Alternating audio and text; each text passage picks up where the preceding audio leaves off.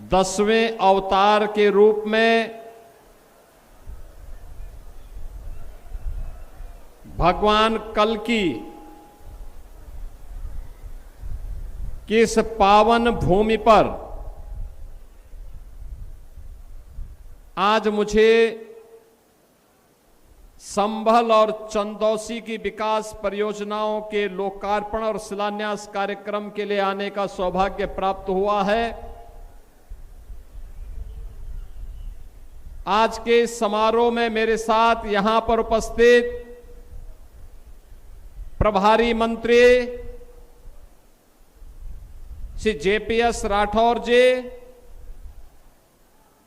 चंदौसी की लोकप्रिय विधायक और प्रदेश की माध्यमिक शिक्षा की मंत्री श्रीमती गुलाब देवी जी, प्रदेश सरकार में मंत्रिमंडल के मेरे सहयोगी श्री सरदार बलदेव सिंह ओलख जी, विधान परिषद के माननीय सदस्य,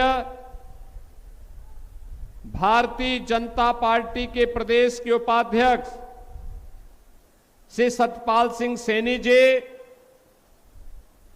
जिला पंचायत अध्यक्ष डॉक्टर अनामिका यादव जी,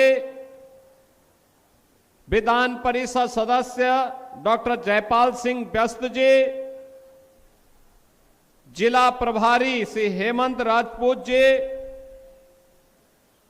प्रदेश उपाध्यक्ष श्री दुर्गविजय सिंह साक्य जी,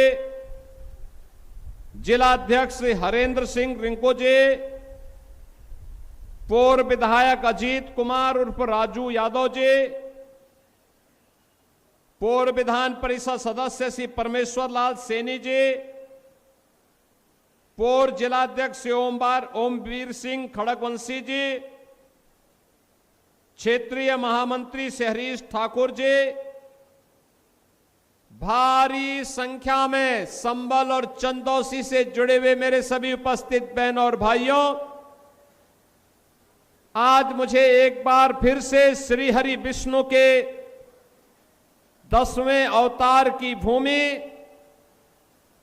सनातन के इस पावन तीर्थ सत्यव्रत से जिसने अपनी यात्रा प्रारंभ करते हुए आज संभल के रूप में जाना जाता है, ऐसे भगवान हरिहर की इस पावन धरा को कोटि कोटि नमन करते हुए मैं आप सबका अभिनंदन करता हूं। आज मुझे जनपद संभल में चंदौसी, जो वृंदावन कहा जाता है इस क्षेत्र का, चंदौसी में गणपति की 145 फुट और मर्यादा पुरुषोत्तम प्रभु श्री राम की 51 फुट ऊंची प्रतिमा के भी अनावरण का मुझे सौभाग्य प्राप्त हुआ है। मैं उन सभी महानुभावों को, जिन्होंने चंदौसी को यह उपहार दिया है, गणपति विघ्न विनाशक गणपति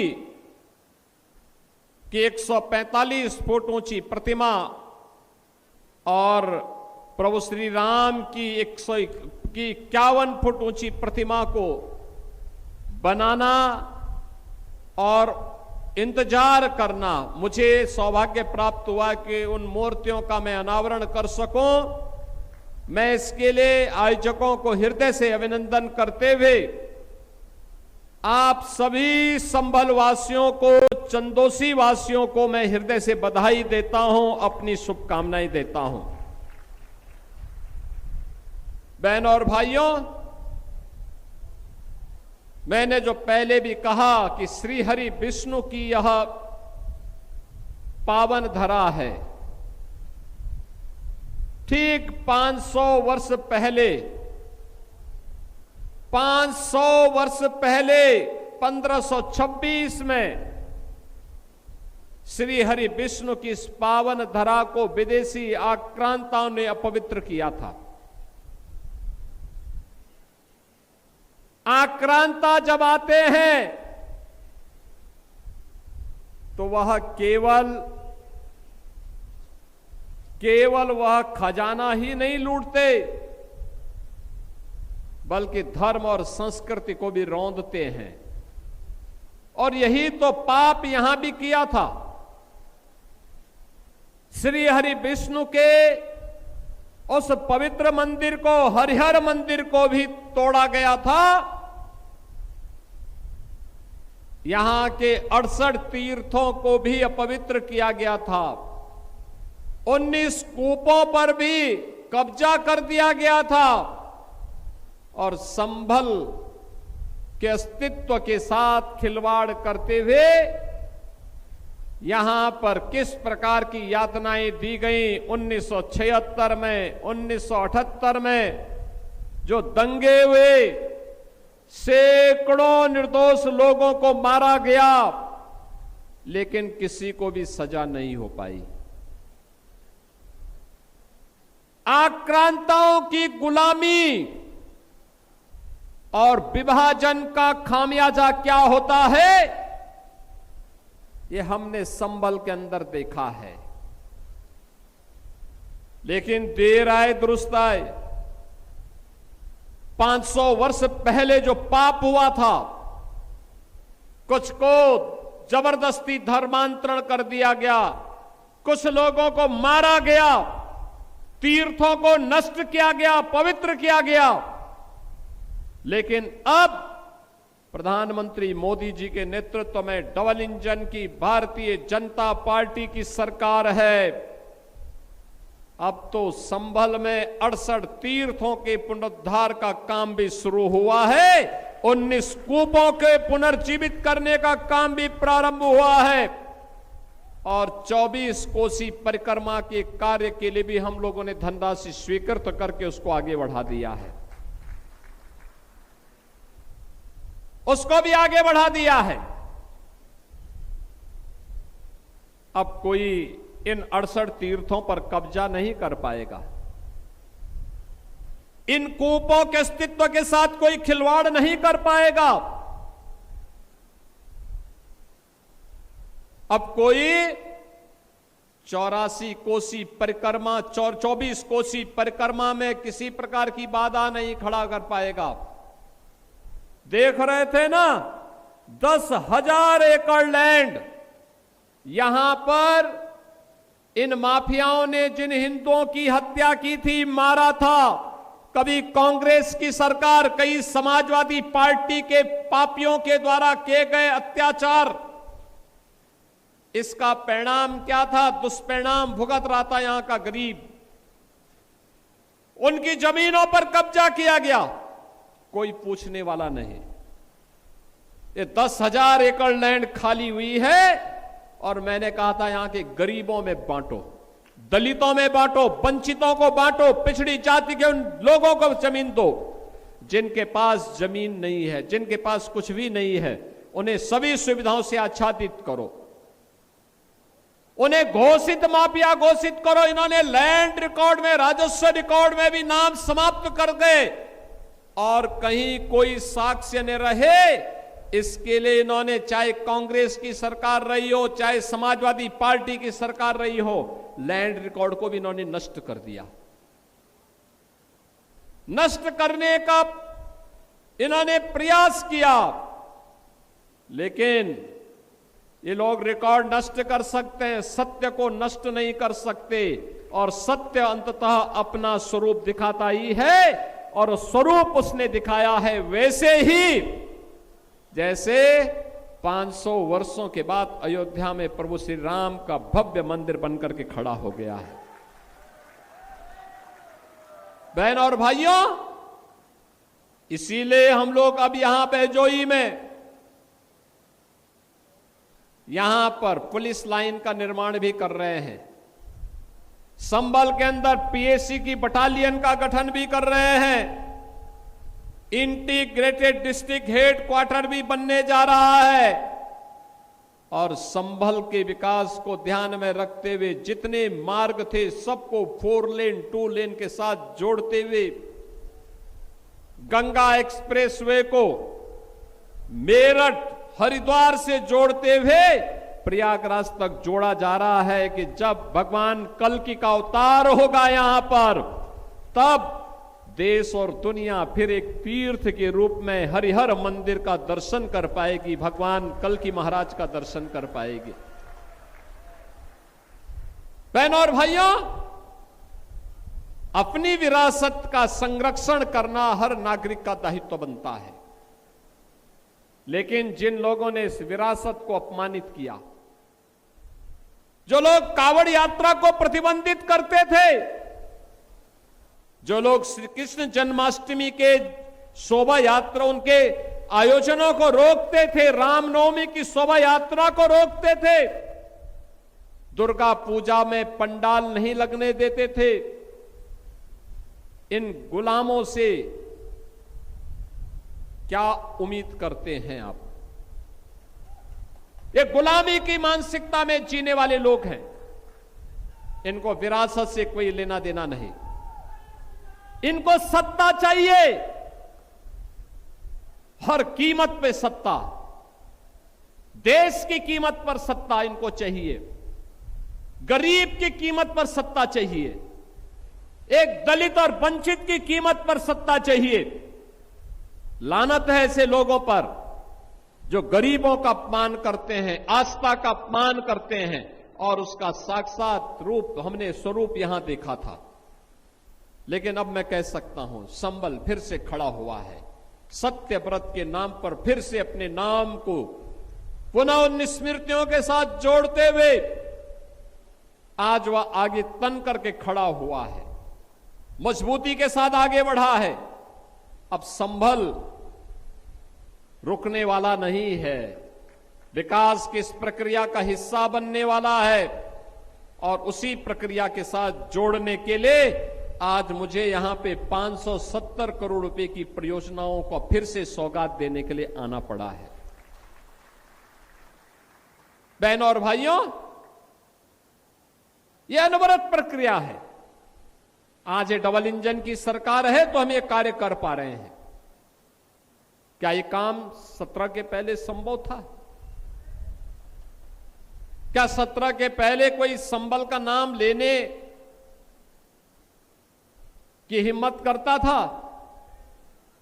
तब तो एक तुर्क आकर के यहां पे अपमानित करता था, और यहां के देसी मुसलमानों को भी अपमानित करता था, अपनी टोपी को अपनी आंख में लगा करके उनको चिढ़ाने का काम करता था, अपने को बाबर का वंशज कह करके लगातार यहां के लोगों को, भारत और भारतीयों को अपमानित करने का काम करता था। लेकिन अब तुर्क की तुर्कई नहीं चलेगी, अब नहीं चल सकती है। अब तो संबल में वही होगा जो हरिहर मंदिर का आदेश होगा। अब कोई गरीब पे अत्याचार नहीं कर सकता है, किसी दलित की संपत्ति पर कब्जा नहीं कर सकता है, किसी वंचित के अधिकारों से वंचित नहीं कर सकता है। और यही तो डबल इंजन सरकार ने किया है। याद करिए डबल इंजन सरकार के कार्य। आप आए होंगे, आप देखो ना कितने भव्य भव्य भवन बन रहे हैं। ये सब आपकी सुरक्षा के लिए बन रहे हैं, आपकी सुरक्षा, आने वाली पीढ़ी की सुरक्षा के लिए। एक छत के नीचे हम ऐसी व्यवस्था करने जा रहे हैं जिस छत के नीचे आपकी सभी समस्याओं का समाधान होगा।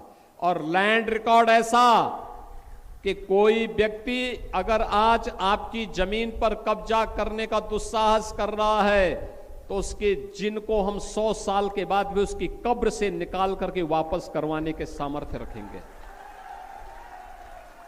नहीं कर पाएगा कोई। ये बड़े भवन इसीलिए अगर किसी ने दुस्साहस किया तो उसका काम तमाम करवा देंगे कुछ ही मिनटों में।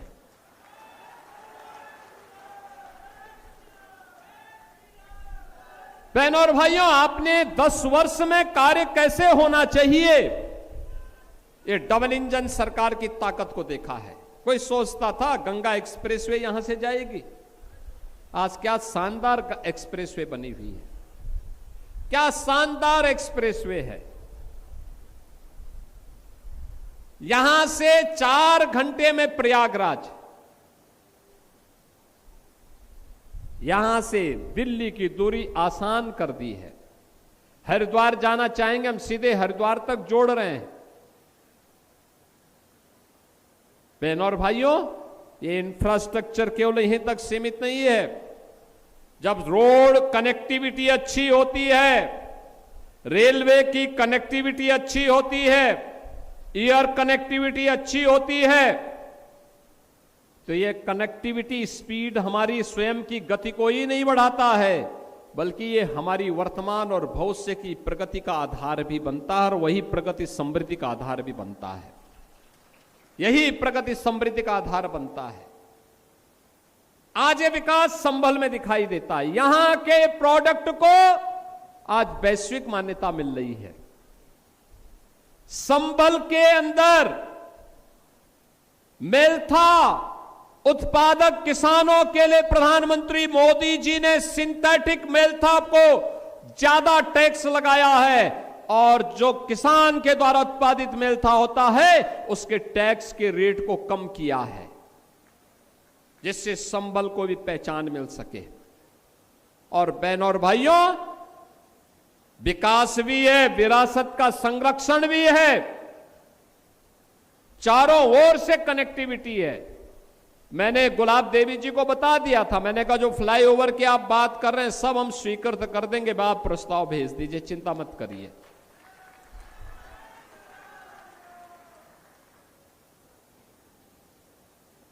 माध्यमिक शिक्षा की मंत्री स्वयं है और स्कूल मुझसे मांग रही है। अरे मैं तो उनसे मांगता हूं कि एक विद्यालय यहां के लिए भी स्वीकृत कर दीजिए।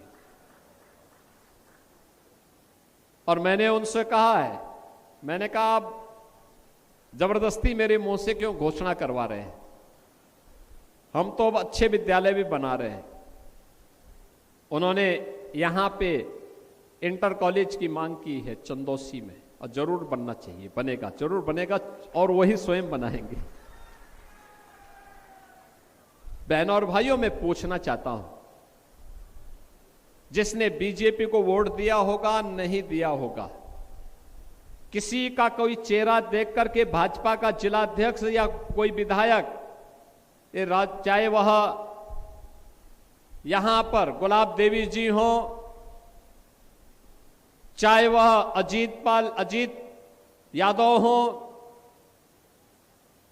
या फिर हमारे जिला पंचायत अध्यक्ष अनामिका यादव जी हो, क्या इन्होंने कभी किसी का चेहरा देख करके कहा कि इसने वोट नहीं दिया तो इसको लाभ नहीं मिलेगा? कभी नहीं।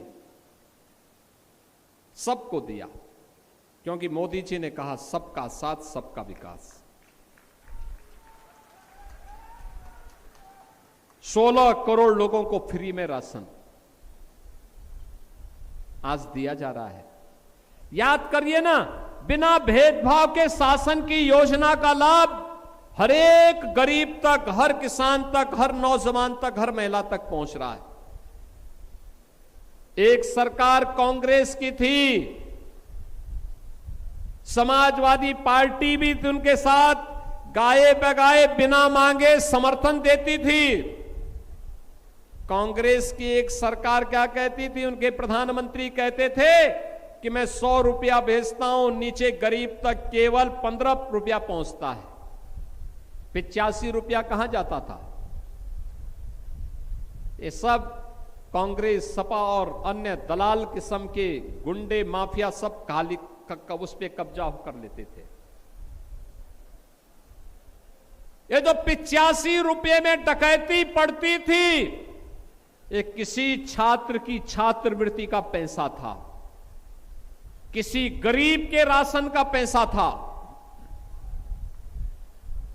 किसी गरीब के मकान का पैसा था, आवास का पैसा था, किसी किसान का प्रधानमंत्री किसान सम्मान निधि, या फिर किसी किसान के कृषि यंत्रों का पैसा था। ये किसी निराश्रित महिला, किसी वृद्धजन या किसी दिव्यांग जन का पेंशन का पैसा था जिसको ये हजम कर जाते थे। किसी बेटी की शादी का पैसा था, किसी बेटी के स्कूली शिक्षा का पैसा था जिसको ये सपा के लोग और कांग्रेस के लोग हजम कर जाते थे। आज जब मोदी जी या लखनऊ में कोई बटन दबाते हैं, अगर 100 रुपया है तो 100 रुपया उस लाभार्थी के खाते में सीधे जाता है, बीच में कोई रोक टोक नहीं होती है, कोई उसमें नहीं ले सकता है, हिस्सा नहीं ले सकता। हिस्सा लेने का मतलब वो जेल जाने की तैयारी कर रहा है। आज कोई बेटी की सुरक्षा पर और व्यापारी की सुरक्षा पे सेंध नहीं लगा सकता है। पहले सपा के समय दंगे होते थे, कांग्रेस के समय दंगे होते थे, और संभल से ज्यादा दंगों के इस कुख्यात इतिहास को कौन जानता है? कौन जानता है? 78 में कितना बड़ा दंगा हुआ था, जला दिया गया था, मार दिया गया था, कोई पूछने वाला नहीं था। और आज कर्फ्यू भी नहीं, दंगा भी नहीं, नो दंगा नो कर्फ्यू। एक नए युग में हम प्रवेश कर गए हैं। न कर्फ्यू है न दंगा है, अब तो संभल में सब चंगा है, मस्ती के साथ संभल चल रहा है। अब कहीं कोई समस्या नहीं। हम लोगों ने पहले कहा बेटी की सुरक्षा पर किसी ने सेंध लगाई तो मान के चलो कि उसके लिए 2 ही जगह होगी, या तो जेल होगी या जहन्नुम होगा, इसके अलावा कोई तीसरी जगह नहीं होगी। बहनों और भाइयों, सुरक्षा सुशासन की आधारशिला है। सुशासन निवेश की आधारशिला है, और निवेश आएगा तो रोजगार भी लेके आएगा। आज जब हम नौकरी के लिए नियुक्ति पत्र वितरित करते हैं, संभल का नौजवान भी आता है, कोई पुलिस में भर्ती हो रहा है, कोई अधिकारी बन रहा है, कोई शिक्षक बन रहा है, कोई तहसीलदार और कोई एसडीएम बन रहा है। संभल के नौजवान भी उसमें भागीदार बन जाते हैं। पहले तो इस पे केवल सिपाही सिंडिकेट का कब्जा था। आज योजनाओं का लाभ मिल रहा है बिना भेदभाव के। 16 करोड़ लोगों को फ्री में राशन की सुविधा का लाभ, 65 लाख गरीबों के घर में सिर ढकने के लिए छत मिल गई, एक घर मिल गया। 3 करोड़ गरीबों के घर में शौचालय बन गए। 10 करोड़ से अधिक जनता को हमने आयुष्मान भारत में 5 लाख रुपए की सुविधा उपलब्ध करा दी। हर वर्ष 5 लाख रुपए की स्वास्थ्य, कहीं से भी वो उपचार करा सकता है। 2 करोड़ लोगों को फ्री में एलपीजी के कनेक्शन उपलब्ध करवाए गए, कोई समस्या नहीं।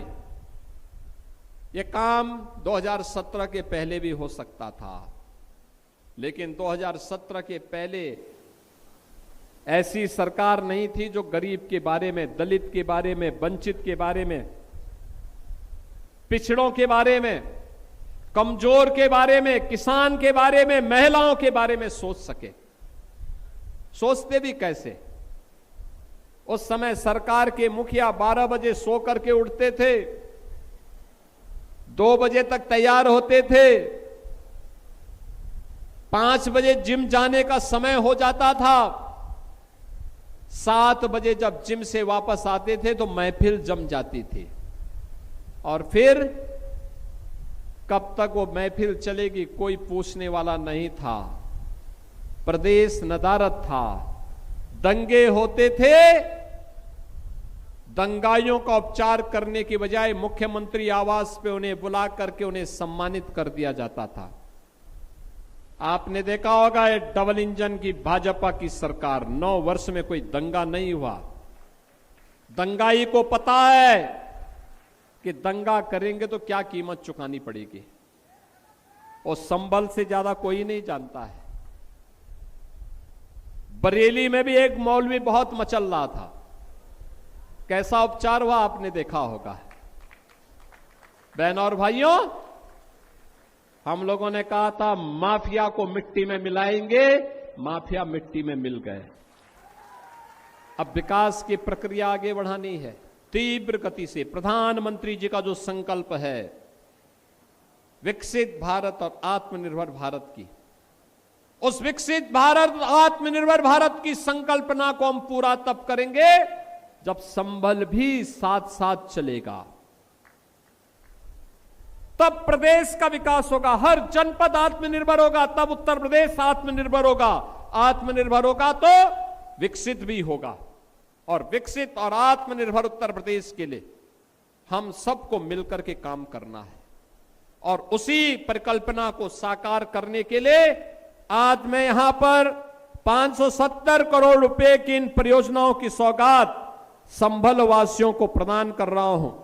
बहनों और भाइयों, ये योजनाएं आपके इस जनपद से जुड़ी हुई हैं, जिनमें हम लोगों ने इस जनपद की तमाम परियोजनाओं की चर्चा अभी यहां पर आपके सामने श्रीमती गुलाब देवी जी ने किया। मऊ, कठेर, फतेहपुर, समसोई, चंदौसी मार्ग का चौड़ीकरण, सुदृढ़ीकरण, चंदौसी बरेनी रीट का बाजार मार्ग के चौड़ीकरण सुदृढ़ीकरण का कार्य, चंदौसी से कुड़ फतेहगढ़ मार्ग के चौड़ीकरण सुदृढ़ीकरण, प्राचीन ऋषिकेश कूप, अमृत कूप की खुदाई, मरम्मत, सुंदरीकरण, यम तीर्थ स्थल के पर्यटन विकास का लोकार्पण, नवीन हाई स्कूल असालत नगर जराई में एवं नवीन राजकीय हाई स्कूल संजैनी का लोकार्पण का कार्यक्रम, और आज शिलान्यास हो रहा है 24 कोसीय वंश गोपाल तीर्थ परिक्रमा मार्ग का चौड़ीकरण और सुदृढ़ीकरण।